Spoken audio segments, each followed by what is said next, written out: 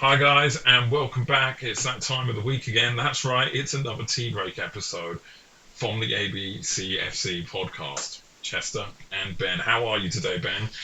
Yeah, well, thanks, Chester. Looking forward to getting into our preview of the Big Bash, which is starting on the weekend. So Yep. I'm sure we've No, got plenty Friday to. tomorrow. Actually, I think the first No, game is. Sunday, Oh, it's Sunday. Okay, Sunday in cool. Perth. So Yeah, yeah, looking forward to dissecting, uh, hopefully what's going to happen, and I guess the fortunes of each side. yeah, exactly. We can't wait to get into it. There's got to be people out there who are massive fans of the Big Bash.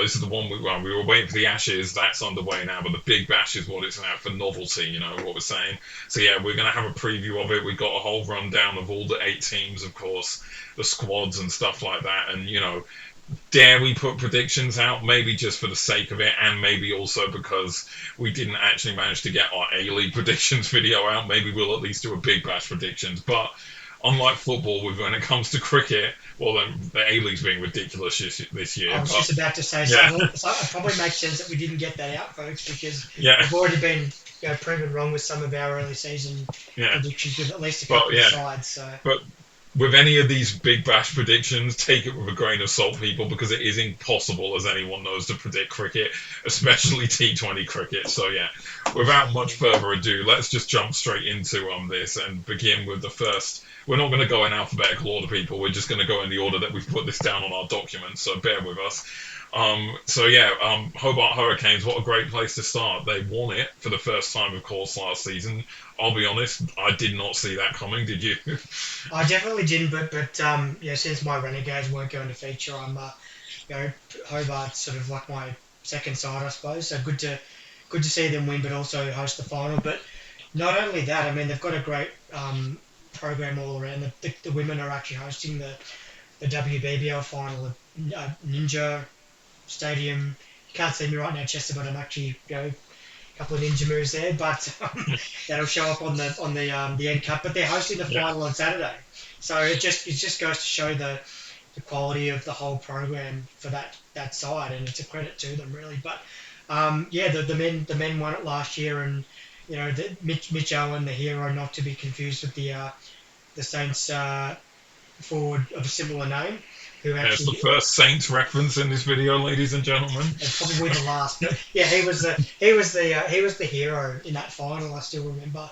But look, I mean, I'm just looking at their side. Jackson Bird is back over there now, and Good experienced head, I think. Like yeah, looking at the three, like they've brought in three major people. Like also people keep in mind a lot of these transfers that have a lot of the uncontracted players are moving around still because we'll get onto one of them off the information that we have. So there could be players in the squads we're reading out who actually joined since we found these lists, or well, we found them today, but since these lists were made is what I should say. Because these off contracted players could literally get snapped up by clubs at the last minute. So yeah, yeah, it may not be 100% accurate, but it'll be about 90% at least, hmm I'd say. yeah, But yeah, I was going to say about like the three players they brought in here. Jake Weatherald, obviously a newly capped Australian international now, of course. hmm He's moved across from the Strikers, ending his long tenure with the Strikers. He's been a bit of years though, where he's been a bit in and out of the Big Bash stuff after he had, when he was a bit younger, when he was pretty prolific for the Strikers. So it'll be good to see like how they incorporate him in. Obviously, he won't come in straight away because he's currently playing for Australia, of course. And depending how he goes, he may play the whole Ashes series, and they may not actually see him until January after the series finishes in January, unless he gets any time off in between. Bo Webster's the one I want to highlight. It's a hmm massive pickup from the Stars. Again, also currently with the Australia squad, so they might not get him for the whole season, but I still think that's a massive pickup for them. Fine, he's a better red ball player, let's be honest, than a white ball player, but I still think that's a big pickup for them going back to Tassie in his T20 side now yeah, to definitely. mirror his Shield exploits over the last few Mm, years. And obviously, definitely. as you mentioned, Jackson Bird's the other big one as well. Experienced head, of course, coming hmm across from the Sixers. Yeah, Um, definitely. yeah, long time Sixers servant has moved over. And Caleb Jules, the big out, of course, obviously a batsman who kind of been steadily climbing the ranks over the last few years. He had a decent season, I think, last season, and he's gone to you guys, obviously, Ben. So yeah, that's a big pick for you guys, but we'll get onto you in a bit, of Mhm. course. But yeah, apart from that, I was just going to say Mitch Owen's the one to watch. Really, he's got to be after how good his season was last season. He's Definitely. got himself in the Australia T20 squad now, obviously as a result of how good his season was. They've got players in there that you always expect to be important for them: Riley Meredith and Nathan Ellis to spearhead that bowling attack. Chris Jordan as well is still there. Ben McDermott's one I think is going to be interesting this season. He's had a few lean years overall in the Big Bash since he really kind of lit up the stage a few years back. So it'll be interesting to see how, if he can re-find his form with the bat. And then obviously you've still got your power hitters in the middle like Tim David. And the other one I want to mention because I've seen here is Rian Ahmed. But I'm not sure how much he's going to play because obviously he's still doing some Lions duty for the time being. But you might get most of the season. Obviously, he was contracted as Sixers, I think it was last season, but didn't play a match for them. So this will be, if he gets a run out for the Hurricanes, this will be his first Big Bash season properly if he actually gets to play. And as an Englishman, I am excited for that because I rate this guy so highly, and the upturn in form that he's been in as a player over the last few years is just sparkling almost. Like he, beginning as a bowler, he really, or a bowler who could bat a bit, he really is now become a batter who can bowl a bit. Yeah. He's just had a phenomenal season in the county championship for Leicestershire, helping them get promoted, of course, batting at 3 and sometimes even opening the batting. He was playing for my team in the 100, the Trent Rockets this season. He was batting at 3 and 4 usually in that, and he had a decent season for us there as well. So, not only will it be interesting to see him play, but it'll be interesting to see if he does play where the Hurricanes bat him in their lineup, depending on who's in and who's out, essentially, because he definitely could bat up the top of the order without a shadow of a doubt, in my opinion. It just depends on what they see him as in Yeah. that team. I mean, yeah, what are your thoughts on that team, first of all? Look, I think it's a pretty well-rounded team, but the couple of guys I certainly want to mark down are Tim David and Bo Webster, and just for their hitting power. I mean, we've seen what Tim David can do in the national setup in I think the recent T20 series against South Africa and I think India as well. Well, I mean, all eyes on him. If he has another good season Mm, in the Big Bash, the yeah, T20 World Cup in February, obviously, you'd that's right. expect him to Yeah, be in that playing Australia first squad. So, reversal, absolutely. yeah, But yeah, look, I think, and they've got guys from last year who really played well. I mean, Matthew Wade's still there. You know what you're going to get from him. Mac Wright, whether or not, as you said, moved across. He's done well at Shield level as well. Nikhil Chowdhury as well is capable of making some runs, but certainly McDermott, middle order. Chris Jordan's still there. I think it's good for his cricket that he's back there as well. He certainly is capable of taking wickets and certainly hitting a few long balls. But look, they'll really be looking to defend their title. I mean, they've had a few guys that have left. The one that I sort of noticed because he used to play for the Renegades is Peter Hatsoglu. Um, the spin bowlers union. yeah, But yeah, look, I think they'd be pretty happy with the squad and their first game's actually against the Renegades in Geelong on Monday. So yeah. yeah, There you go. so Yeah, I know my apologies. That's Brisbane, so it's actually Sunday week because they've got the first two games are Geelong. Yeah, 21st of December against the Renegades, but they've got the Stars at the MCG next week in a home game against the Thunder on the 16th to kick off the campaign. So clearly getting ahead of myself, but that's yeah. okay.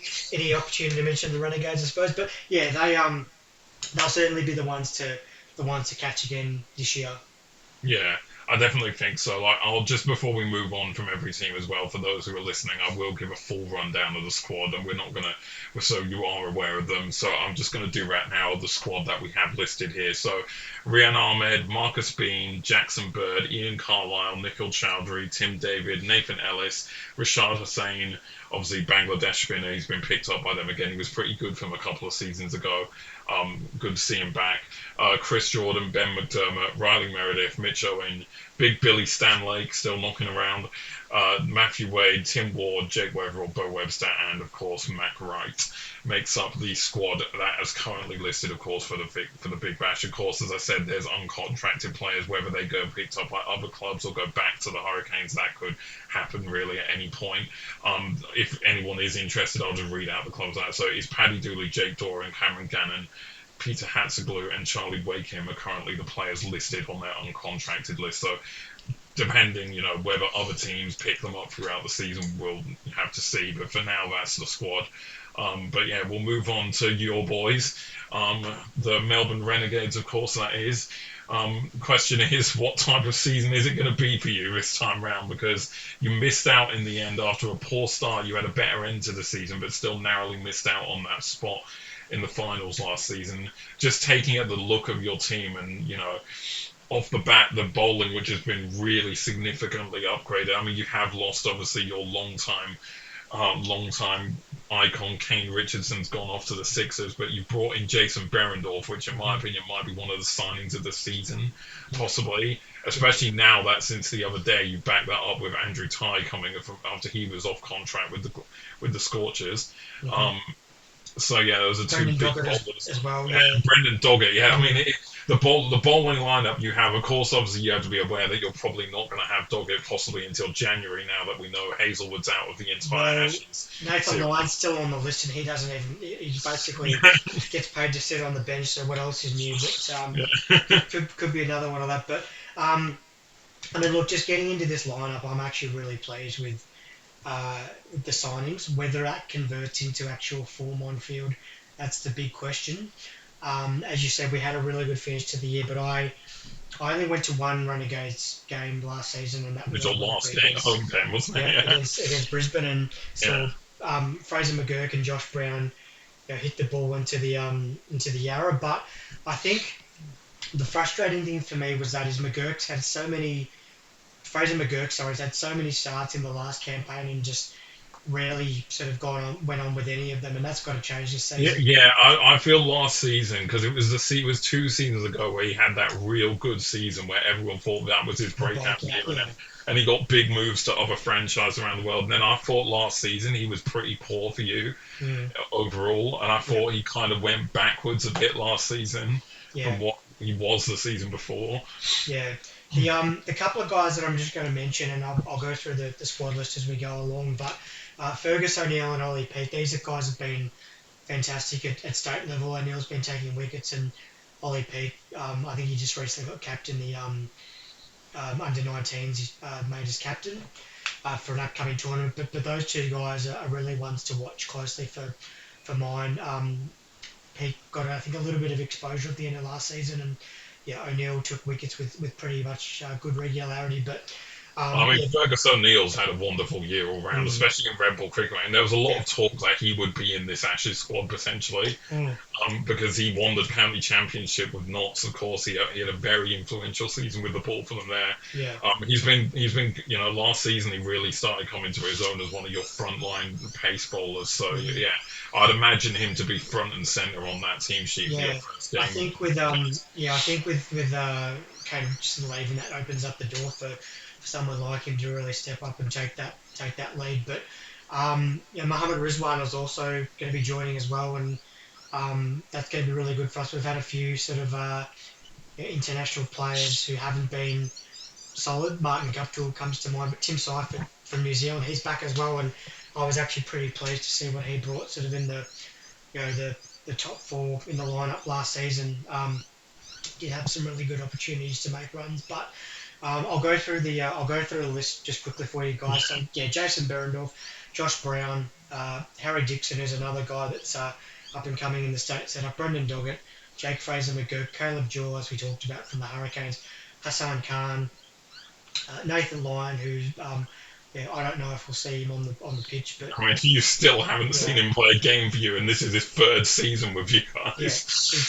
For Saints fans who watch his channel, he's the Max Heath of the Renegades. Max Heath was a rookie who got traded last season, just gone. He had to wait 5 years for a game. So there you go. So there's hope for Nathan Lyon. Yeah. Anyway, Fergus O'Neill, Ollie Peake, Mohamed Rizwan, Tom Rogers, not the Melbourne Stars one. We'll get to him later. Will Salzman, who's come over from the Thunder. I think he's another interesting one. I think he's Yeah. been pretty good for New South Wales, if I'm correct, recently in the Shield Mhm. as well. So he's another one that's, of the bowling department of yours that you're really building strength in. Yeah. Yeah. Yeah. Dorinda Sandu, who I think is probably going to be depth and maybe like an injury replacement this year. Callum Stowe, decent sort of off spin bowler, useful. Captain Will Sutherland, and he's another guy that needs a really big campaign and someone that I thought he was one of your best players last season, I to be agree. I was honest. just going to say someone that Yeah. the team's been able to rely on instead of come in and His take the bowling, wicket. like Yeah, he's really, really like upped his bowling skill. He has like, and his pace as well. He's definitely becoming like one of those proper like pace bowlers now. He seems he yeah, can offer the short ball. hmm He impressed me last season. He did, and as a captain as well. I thought his leadership is really good at times as well. yeah, most definitely. I think the thing to point out for Renegades fans is the first two home games with Geelong, and if you're walking past that grandstand end, and those who saw that Andre Russell six, you'll know exactly what I'm talking about. Keep an eye out and maybe take a hard hat because I think Sutherland's going to be hitting a few over that roof next week. I think just quietly. The last guy is Adam Zampa or Mr. Mancad as I'm calling him now. So um, Zorba. yeah, Zorba, Mr. Mancad. But yeah, he's another guy that he's got that experience and can take wickets, especially in the power play early on or when they need them. So I think it's probably on paper at least the best lineup I think I've seen in recent seasons. Cam White's still the coach, and for a first year coach last season, I think he did a pretty good job. They finished sixth, like you said, had a pretty Yeah. decent finish, but just couldn't get started, and by then it was just playing catch up really. But yeah, you're right. I mean, you definitely he took over, of course, from David Saker, I believe, didn't he? And I Mm, thought you definitely got your team playing some better stuff than you had at times under David Saker. So yeah. yeah, So yeah. I mean, as for a prediction, look, I want to say finals, but Oh, sorry, we that's didn't do a prediction on the Hurricanes. I just yeah, realised. yeah, I think back to back, yeah. I don't think so. I Um, don't. I don't think they're going to go back to back. To be honest, it's so hard to predict. I think they'll probably make the finals again, but I don't think back to back. I'll go third, but I don't think they're going to go back to back. Um, so back to back, and as for Renegades, that's who they'll be, playing in the finals. So, I've got no. I think if the Renegades can make the finals, that's a superb effort. I think they really need to. They can't go through this sort of phase of getting quality players in and not, like I said at the start of the preview with these guys not making the most of it. So I think finals for them, and then we'll see. So, are you going third or fourth? Third. Third. Okay. Alright, okay. What are you going for Hurricanes? Oh, you said back to back. You said first, didn't you? Yeah. Yeah. Look, for the Renegades, my prediction for you is I look at it in the fact of your bowling attack, and it makes me think of when we won it a couple of seasons ago and how good our bowling attack was. Yours looks incredible, and if your bowling attack can gel and really like start playing well together and firing, you like we did in that season. Sometimes it didn't matter too much if our batting wasn't completely up to songs. We Because knew the our bowling bowling was, yeah. was going to take 10 wickets or at least keep a team under 150 almost Mhm. in most games. Yeah. So if you're in that situation, then it's always handy to know. So because of that, my prediction of second is basically based on Wow. if your bowling attack gets firing. I genuinely think second place is possible for you. Yeah. Possibly first, but I'm not quite sure. Maybe there's one other team I think who could possibly sneak into first. So yeah, but I'll say second for you. Brisbane. Actually, wait, no, you know what? No, you know what? Actually, no, I am going to say first. I don't think there's another team right now who's quite got as good a squad as you, especially in that bowling department. So yeah, Well, I'm yeah. sticking. Well, I'm saying I'd forgotten about AJ Ty because I knew about Berendorf. He's been in the yeah, news lately. If AJ Ty's the guy I remember you telling me a few weeks ago, and I just completely forgot about. Like Chester was saying, guys, these teams is probably still to be updated with some other movements and so forth. So, but yeah. look, I mean, hopefully for our sake, they have a good year. And I'm still only going to a couple of games this year, but maybe if we catch fire, there's one I think on the 15th against the Scorchers that I may just hop along to. Yeah. So yeah, moving on to the next team, that will be the Adelaide Strikers that we have here. They're a really interesting team. They're Mm. most often than not, they're good, then bad, then good, then bad, then good. Last season they finished last, I believe. Yeah. They it's weird because when you watch them play, you never think they're terrible, but they just never seem to get over the line in many games when they have those bad seasons. But then they have good seasons, so it's really all over the place. Look, they've kept the main kind of spine together of their squad from the last few seasons. Matt Short, of course, has been one of the best batsmen in the league for a few years now. There's no denying that. We've got you got other players in there like Lloyd Pope's always been a handy spinner. Cameron Boyce is still around. He didn't play too much last season, I believe, but he's going to be back for them this season, whether or not he plays every game. But again, still a very handy spinner.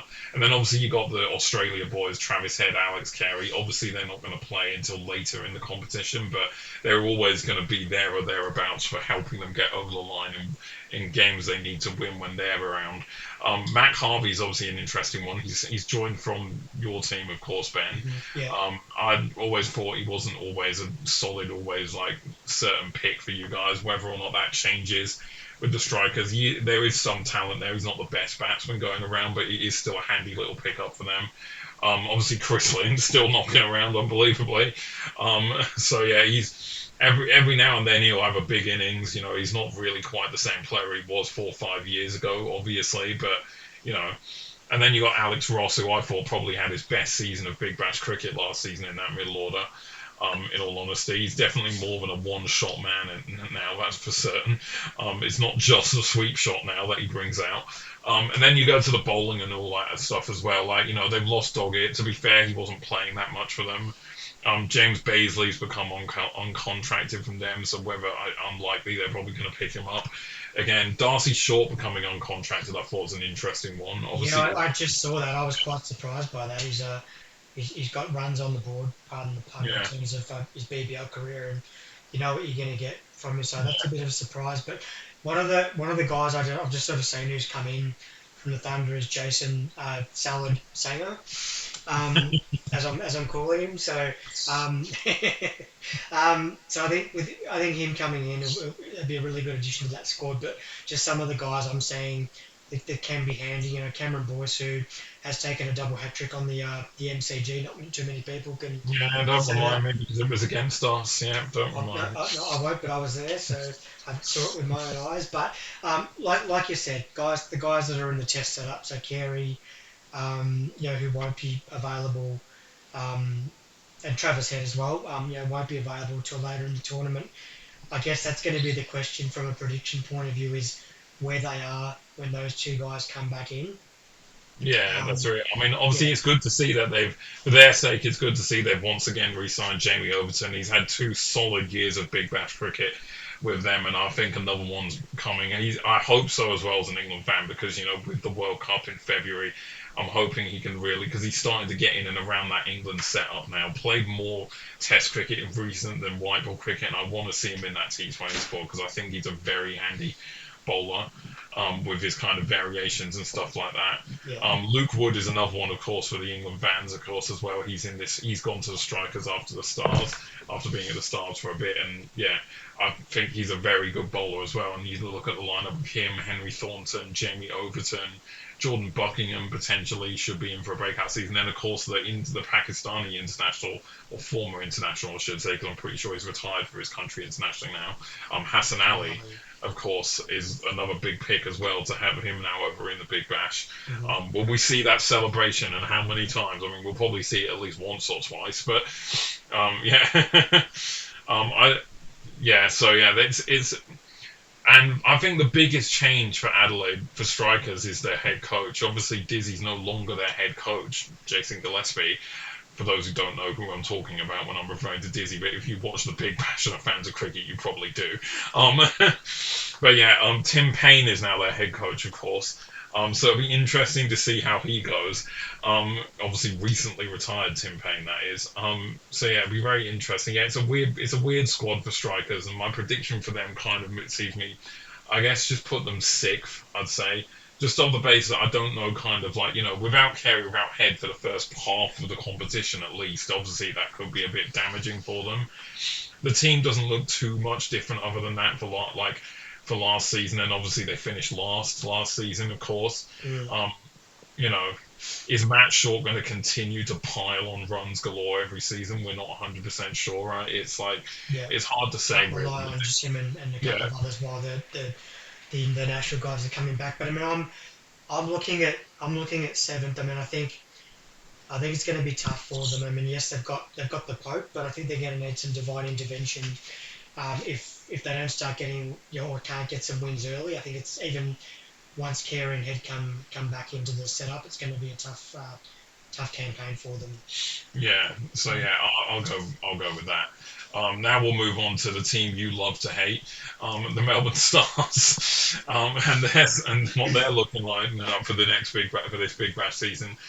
Straight off the bat, they've had some, it with Stars. Obviously, they had a surprising season last season where they ended up finishing fourth after a poor start to the season, and it looked like they were going to have another bad season. But they mhm. really have kind of did pull it together, I should say, in that back end of the season and push themselves into the finals in the end. Yeah, Um, just look off the bat, looking at the squad, there's a lot of players they've retained. Tom Cohen, I thought he was crucial for them in that kind of push late season last season. He's still there. Joe Clark always seems to be there these days. Um, Hilton Cartwright still knocking around. Obviously, as you keep referring to, the pride of Victoria himself, Scott Boland. How much he plays for them this season obviously depends on how, because he's not always going to be the first name on the team sheet, especially because he's not going to be there for the first well, half of the I competition. yeah, I've referred to him as the pride of Victoria, pride of Parkdale, but him and Glenn Maxwell, I do have to commend you, both passionate Saints fans. So you're right about the team I love to hate, except for those two. Yeah, And Peter Siddle, who's 45 now, is still, I say he's still in the list on the team sheet as well. yeah. You know, Is he a Saints fan as well? no, Oh, I think he's a North Melbourne fan. oh, no, Actually. fair So, enough. but yeah. So they've got Harris Ralph back as well.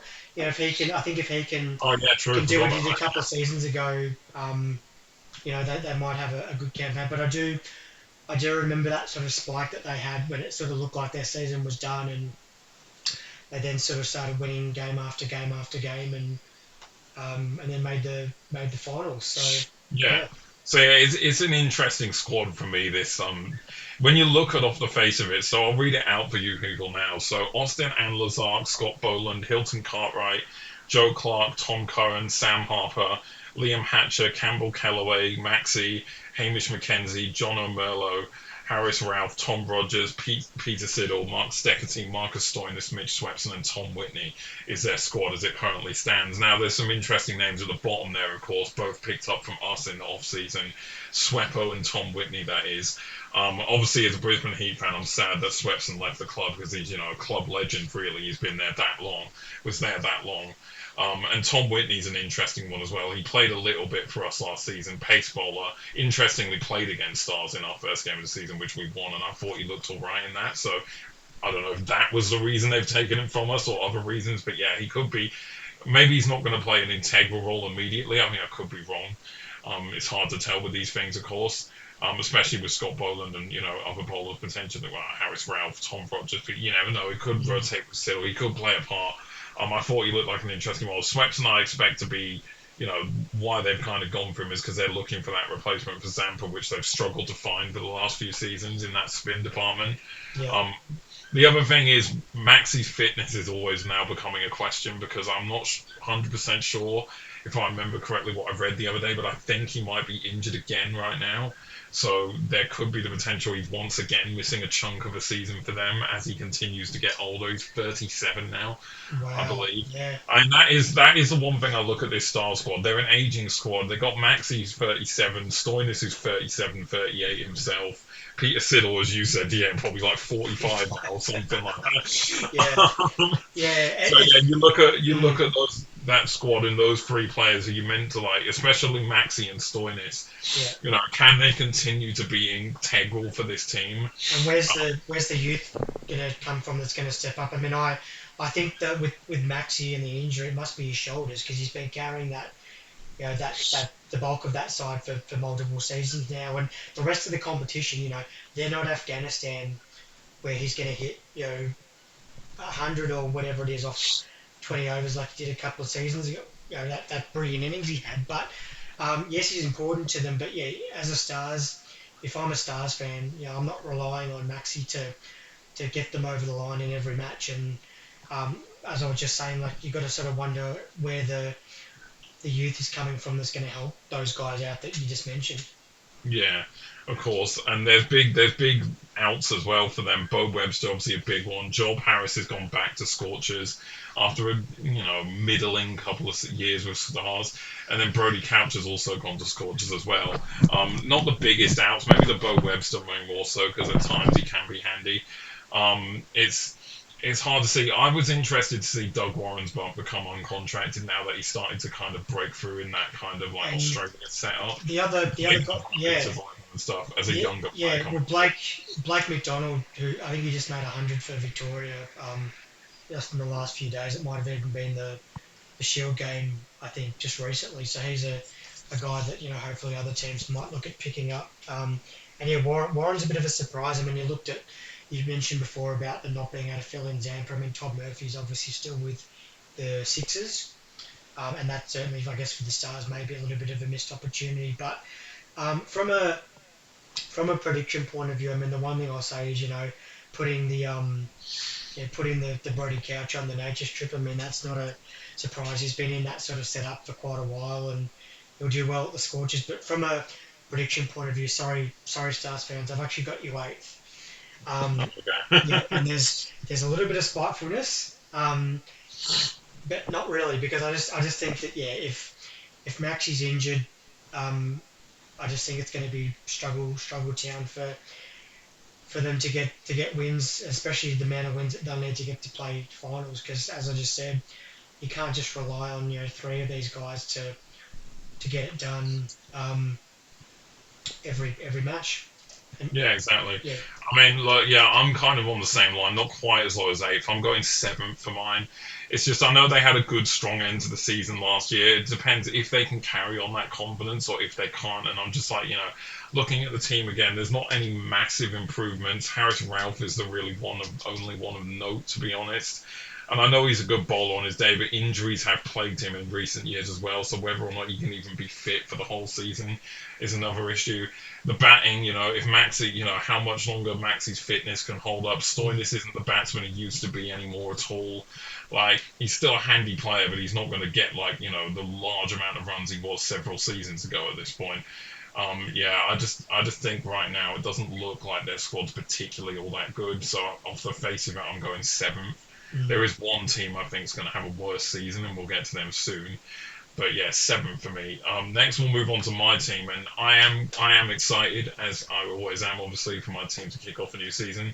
I wasn't too disappointed of our poor season last season because I was still kind of caught up with the highs of the previous season when we dominated the league and won. Um, I just kind of always put it down to just the squad looked tired last season, and fair enough after putting so much effort into the previous season. It's understandable. There have been changes, notably in the bowling department, which, in my opinion, I think we picked up the best of the Pakistan imports who were coming in for this competition in the draft. In my honest opinion, I think we picked up the best one that could be picked up, and that is Shaheen Shah Afridi, of course. Those who have known him over the last few years, knowing how good of a white ball bowler he can be on his day, especially T20. And he has done the business in Australia, so he knows how to bowl on these pitches and in these conditions for certain. So yeah, it is. I genuinely think we've definitely got the best one, and hopefully his fitness can hold up.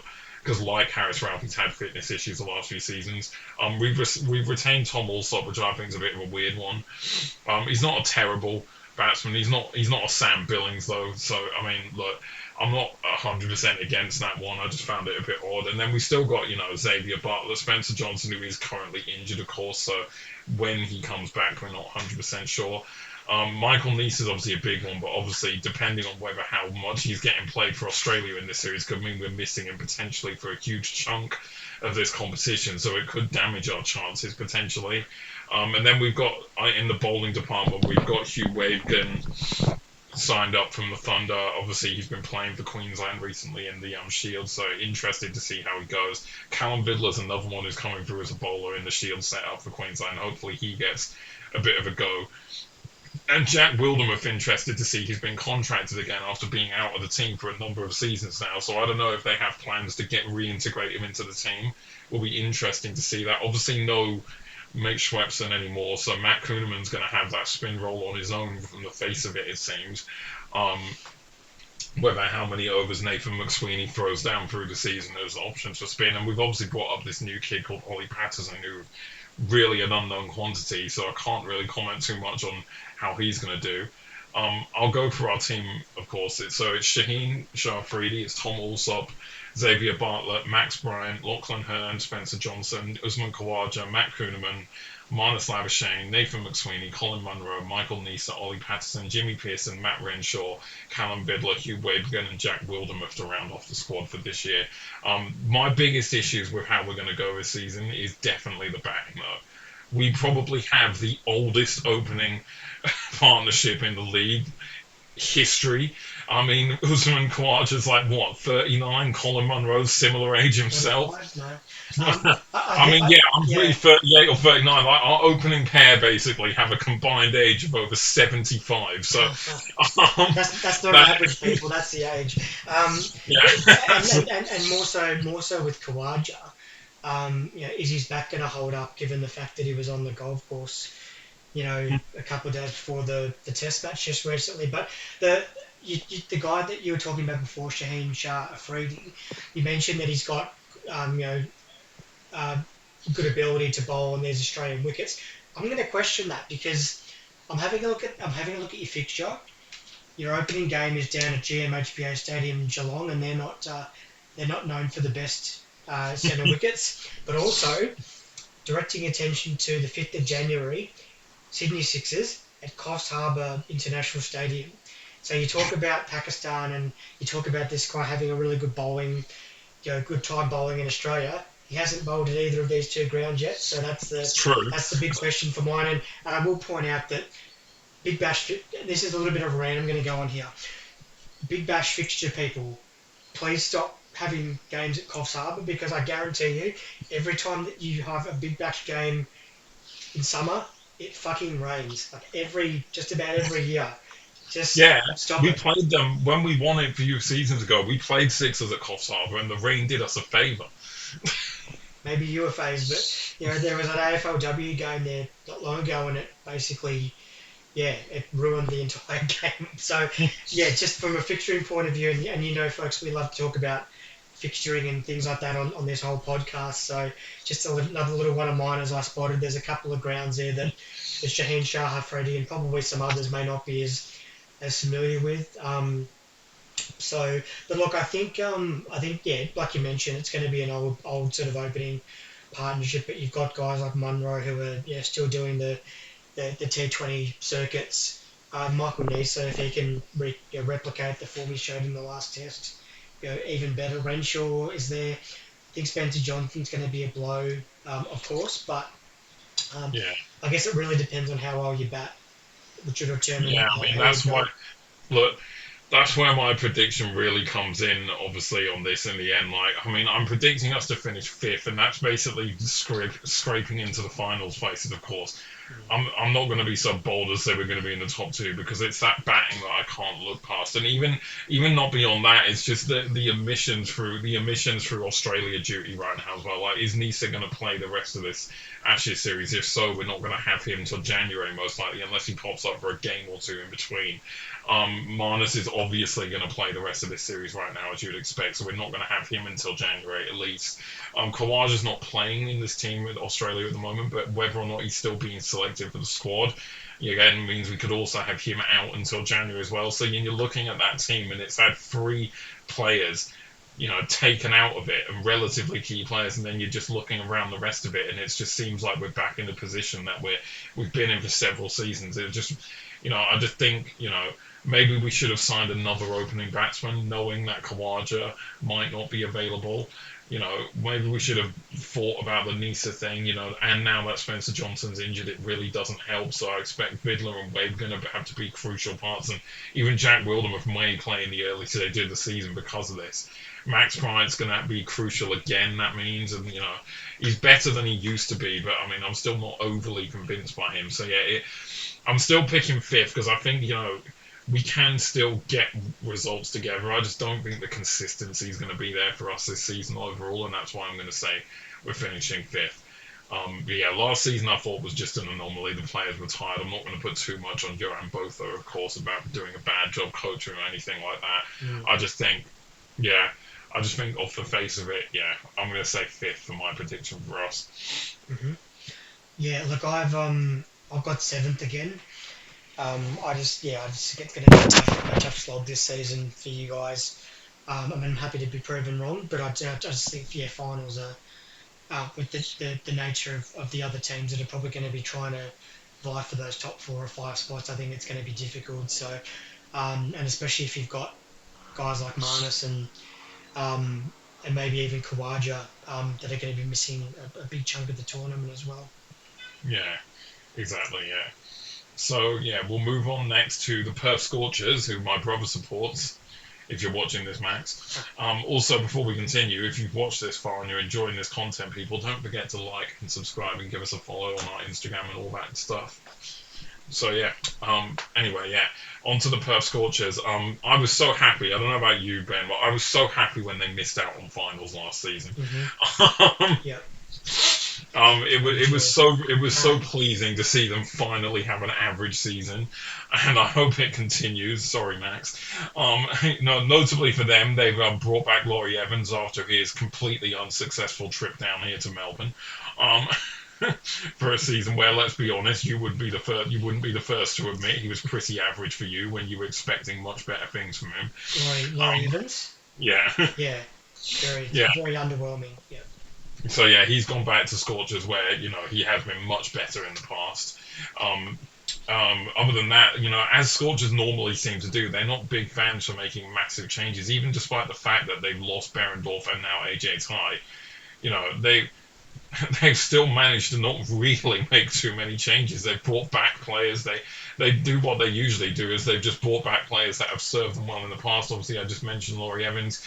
David Payne was the only other one who played with them when they last won the Big Bash when they beat us in that final. Of course, he played that season. Um, so yeah, they in standard Perth Scorchers way, they're not really changing the squad all that much, which I think this time might have been a bit of a risk because considering they had their worst season in quite a while, then they haven't really changed the team. Look, they're still a good team, and obviously Mitch Marsh being back and fully fit is huge for them. Of course, let's not forget that having him back and fully available again is going to be massive for them. Aaron Hardy's had a couple of leaner years after an amazing couple of seasons prior to that, so he'll be looking to get back into form. Yeah, I'll go through their squad. So it's Ashton Agar, Finn Allen, Marley Beardman, Cooper Connolly, Brody Couch, Laurie Evans, Sam Fanning, Aaron Hardy, Nick Hobson, Josh Inglis, Bryce Jackson, Matthew Kelly, Mitchell Marsh, Lance Morris, Joel Paris, David Payne, Jai Richardson, and Ashton Turner. Look, they've still got a very good core of squad, and players like Jai Richardson and Marsh being back and fully fit and ready to go is a huge boost for them. Yeah. Of course, Cooper Connolly's an Mm. ever improving talent I was as just well going to mention him. Yeah, as an all full rounder in that season out of him can only be yeah. a good thing for the Scorchers' hopes.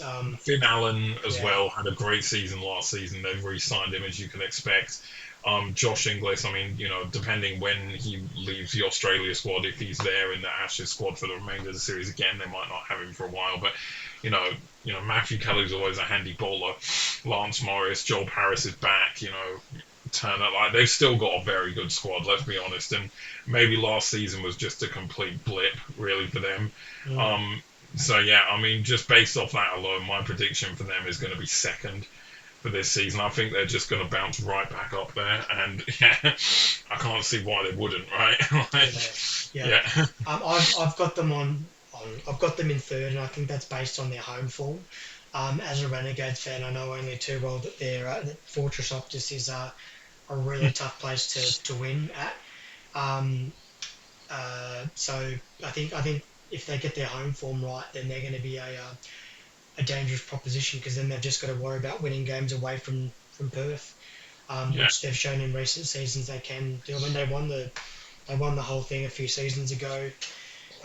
So yeah, it's definitely possible for them to get back up the table.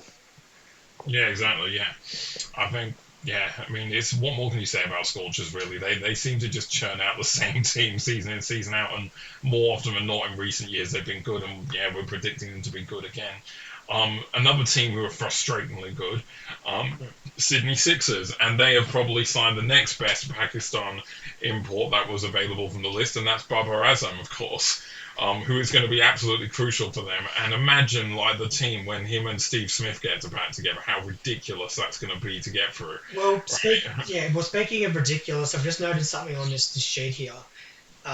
Marquee supplementary list Mitchell Stark. What the fuck? Like, they've already got Smith. They've already got these guys who are killing it in the test arena, and then they possibly can add Stark in. Like, what the fuck? I didn't even know Marquee supplementary list was a thing. Like, Yeah, what gives? no Like, idea. you know, unbelievable. And Bubba Azam in there is like, you know, um, I don't understand it, but anyway, it's equalisation. We talk about equalisation a lot in AFL terms. They need that in the Big Bash. I think from now you got Mitchell Stark who's been terrorising England. Sorry, Chester. Um, and now you've just he's possibly going to feature in the back end of the season for the Sixers, same as Smith. I mean, what the fuck? That's all I can say on that. Is just I'm stunned. Yeah, the rich getting richer. Yeah, I mean that's true. It is ridiculous, isn't it? That's the Sixers for you Crazy. people, and it's why not many people who don't support them like them. I'll go through their squad, of course, for this season.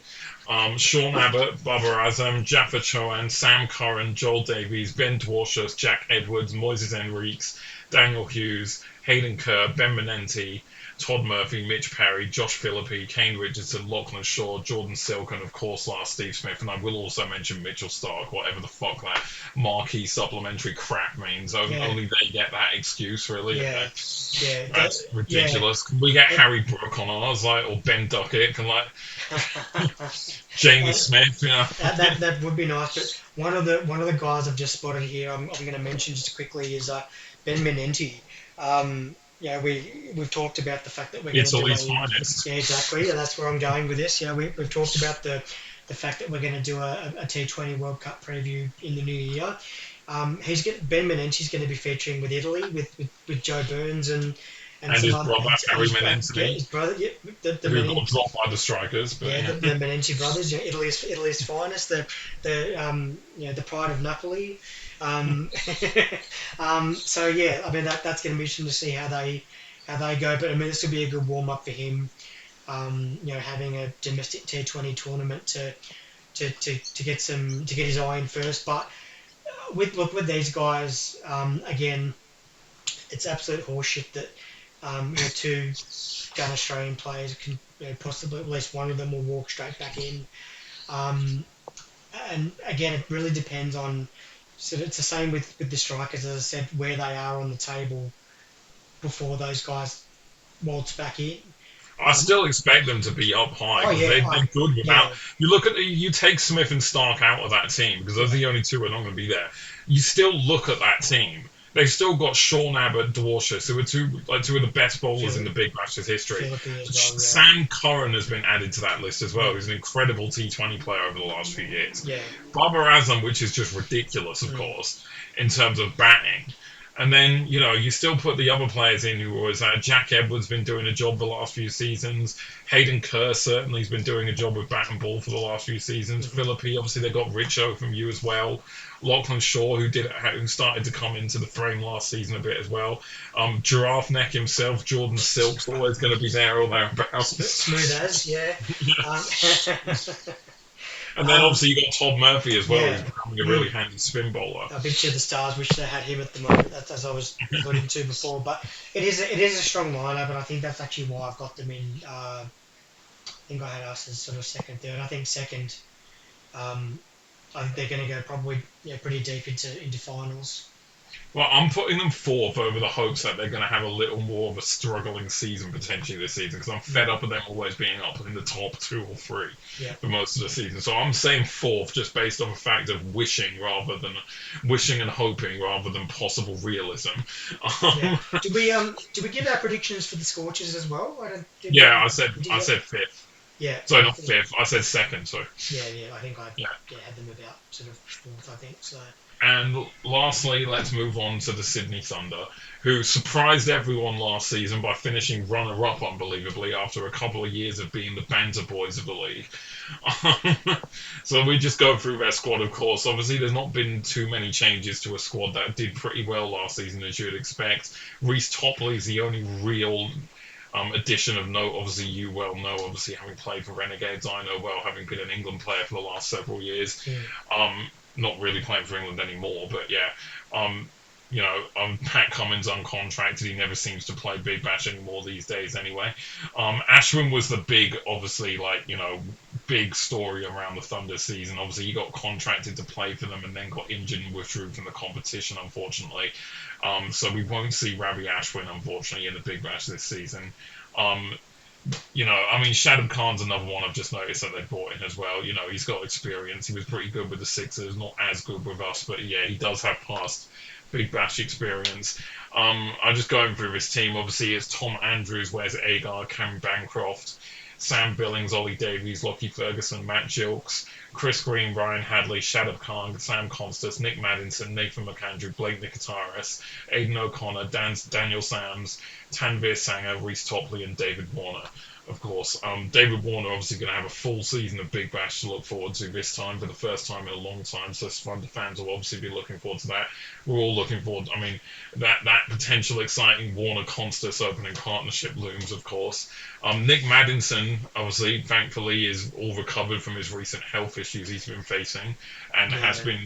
has been re-signed to the Thunder after being away from the squad for a while. I think he was most recently with you, if I'm correct. Yeah, he was our captain. Yeah, and look, quality guy, and look, shout out to Nick. I mean, been through that sort of issue myself, and yeah, really tough to sort of bounce back. It does knock you around mentally and physically, and I think I saw some footage from him in grade cricket a week or so ago, and he was seeing him like a watermelon. So, um, you know, had a good time sort of leading us at the Renegades for the period of time he was there, and had some quality knocks for Victoria in that time as well. So, wishing him all the best. And I think from a team point of view, yeah, this Thunder side, I mean, having Warner for the whole season, yeah, Reece Topley there as well. I saw, I think, one of the W games last week, and they mentioned that he was in. He also played for us as well. I don't think he was that good from memory, but not many players that I remember from that time were. So, shout out Khan, Lockie Ferguson, Sam Billings as well. They've got a pretty decent lineup once again. Yeah, they do. I mean, they do have a good lineup, but then I always have huge questions over the Thunder. Really, at the end of the day, is because I've seen them have good lineups in the past and then seen them fail miserably, and it really does depend on how they start the season because they always seem to kind of be a team that kind of goes off confidence. Sam Constas has struggled, to get back into the Australia side since that horrendous nightmare that he had in the Caribbean of how he was just basically being chewed up by their opening those West Indies fast bowlers and stuff. I know he's come back and he's looked a little better in the Shield for New South Wales recently. He had a decent season, of course, last season with the Thunder as well. Probably one of the main reasons they ended up making it to the final in the end. But I don't know. I'm always curious with the Thunder. They're such a hard team to predict. Probably one of the hardest. And weirdly enough, I'm literally going to say they're finishing last. Um, because I don't get the Thunder sometimes. Like they finished runner up last season when we didn't think they would How the finish, fuck did that happen? and when they wouldn't get anywhere near the final. Yeah, So now maybe when people it's think they're going to have a good season, they're probably going to have a bad season because you it know, seems to happen like that for them yeah, sometimes. yeah. You know what it is? Stan Christian being uncontracted, I think that's going to hurt them too. Yeah. But the guy I'm surprised with, Pat Cummins, like, where's the marquee supplementary? Like, you know, maybe it's a Sydney thing, I don't know. But yeah, and obviously Ravi Ashwin not taking part is going to be a blow for them. But look, I've got them down at sixth. I think they're going to struggle. But I guess, yeah, like you said, it depends on how they start the season. But I just think they don't have that. I mean, if Constance makes a shitload of runs, that might change. And I guess for his sake, wanting to get back into that test setup, He probably needs to, but Well, I mean, yeah. no, this is Australia, so he just needs to score runs in the Shield. It's not England. If he scored runs in T20 competitions, trust me, he's definitely getting picked for England. But if he Mm. scores runs in Red Bull competitions, he's never getting picked for the Test team. Slight dig at England's selection recently there. Oh, Um, yeah. but yeah, no, And I was yeah, gonna, they're such a yeah. hard squad team to predict the Thunder. That's why I'm saying eighth, and I'll admit I'm probably going to be completely wrong. Yeah. But yeah, I was just gonna say, are England watching this from Noosa? I don't know, but yeah, uh, but look, I think overall, given we've covered all the sides now, I think it's going to be a really good competition. I'm actually looking forward to it being back.